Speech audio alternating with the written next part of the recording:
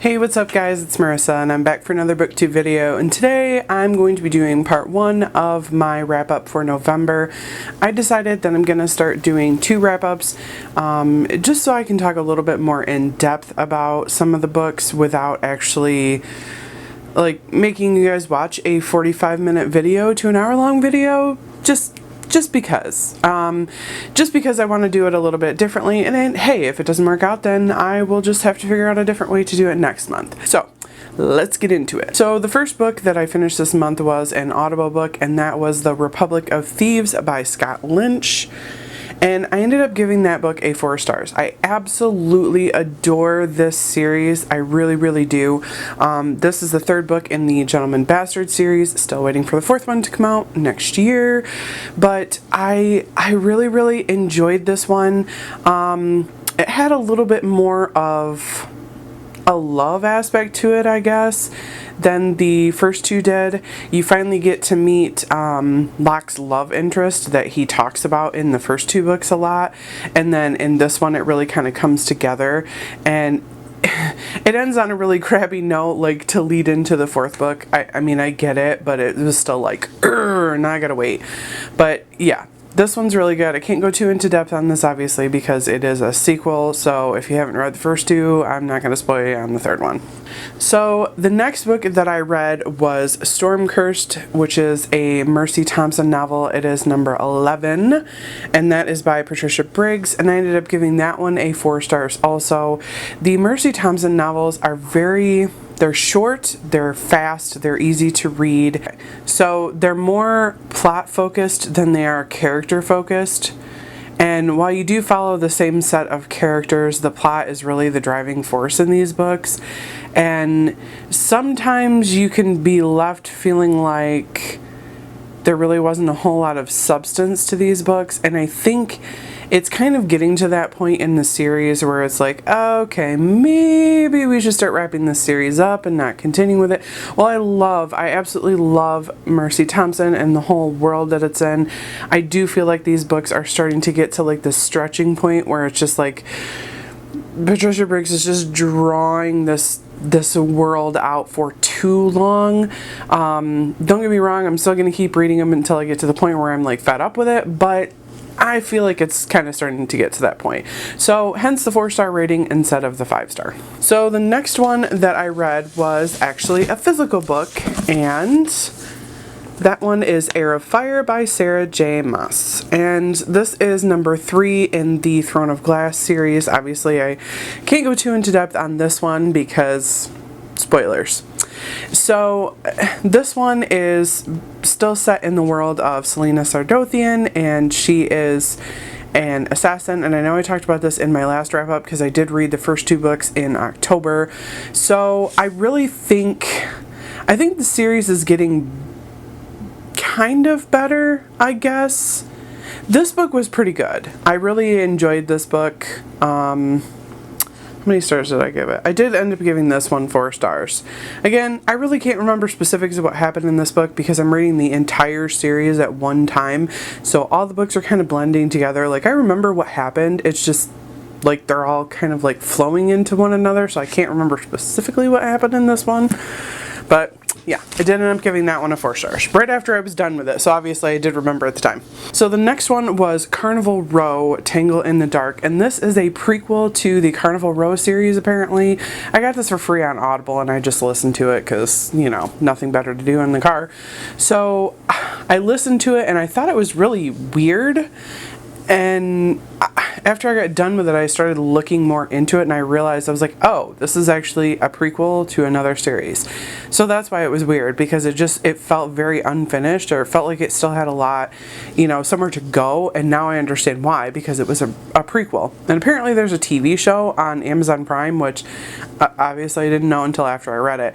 I think it was just a little too weird for me. Like, I don't think I would actually watch the series, but for a 3-hour-long book, I guess it wasn't too bad. I did end up giving this one 3 stars. Like I said, it was kind of a middle of the road book for me. I didn't hate it, but I didn't love it enough to actually like find the other books in the series or watch the TV show. So the next one is a Carmilla by Sheridan Fanu, and this one was,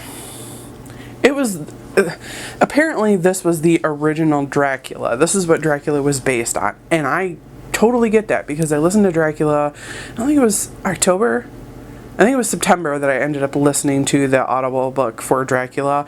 And like when I started listening to this, I was like, wait a minute, this is the same thing.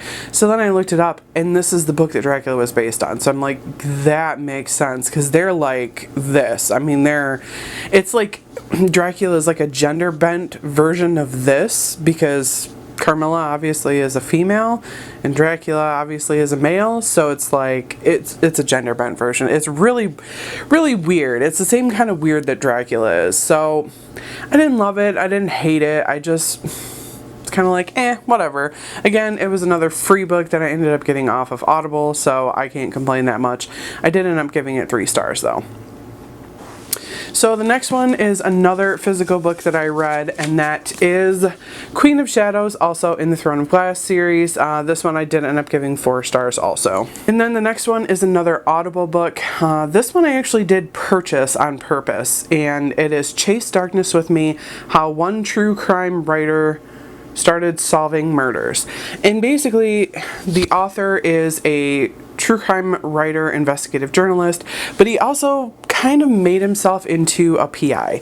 And he starts talking about all these murders that he's helped catch killers for, and just like he's done all this work to help the police, and he's starting to make a name for himself in helping the police, like spending his own money to find these criminals, these killers, and to like dig deeper into things.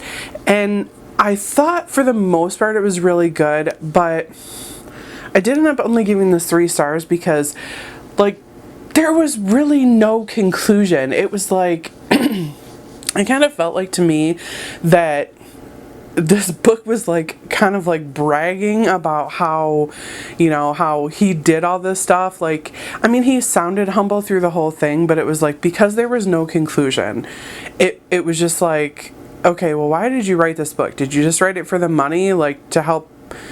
I kind of get the feeling that he wrote this book to get the word out, number 1, to have other people start helping the police, and number 2, to kind of make money to help do it himself, maybe?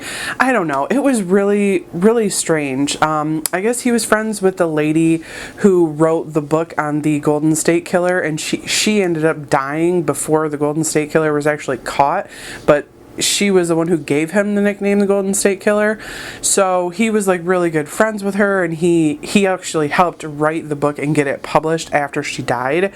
So I don't know. I mean, it was interesting. It was really interesting to listen to, but a lot of the stories that he was telling about his work were unfinished, which I understand is a real world situation, but I really would have liked to see him include more stories that were actually finished, solved, had better endings, because I was left feeling like, okay, so but what happened?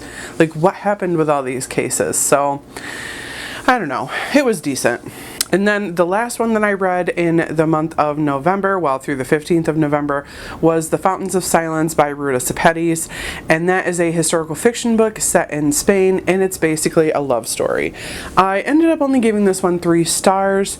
I did enjoy the writing. I thought it was very atmospheric, but overall, it was kind of crappy. The way that it ended, the fact that the love story was the whole centerpiece of it, it just left me feeling very just grr about it. So I enjoyed the characters. I enjoyed learning about Spain's history and the dictatorship, but the book just left me feeling really unfinished. And I didn't really understand the whole point of it. It was like these characters did absolutely nothing to help the fall of the dictatorship, so what was the point in this book?